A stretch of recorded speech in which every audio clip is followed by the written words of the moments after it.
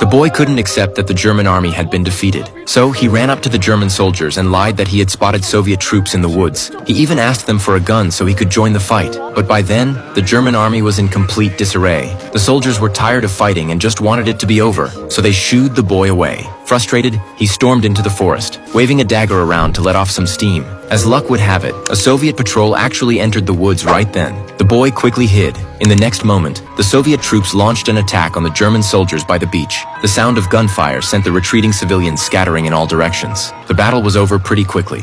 After the Soviets had cleared the battlefield, the boy rushed back to the shore. He picked up a submachine gun that had no bullets, stripped a German soldier of his uniform, put it on, and started strutting around with his gun, looking pretty proud of himself. But he didn't get far before he ran into the same Soviet patrol. Seeing that he was just a little kid, they didn't shoot. He managed to escape, but he led the Soviets to an orphanage. The matron of the orphanage hurriedly explained at the entrance that there were no German soldiers there, just orphans who had lost their parents in the war. But Captain Ivan, a battle-hardened veteran, was extra cautious. To be on the safe side, he ordered everyone to gather in the square in front of the orphanage. As expected, there was just a group of girls under 15 years old, but the boy, hiding in the warehouse, thought the Soviets were about to massacre the girls. He immediately came out with his gun, shouting at the Soviets to leave. The Soviet soldiers were about to shoot him on the spot, but Captain Ivan stopped them just in time. He walked over to the boy, grabbed the weapon out of his hand and took it away. The matron quickly explained that the boy was her nephew, but he insisted that he was a soldier from the German 8th Infantry Regiment. For his trouble, he got knocked out cold by one of the soldiers.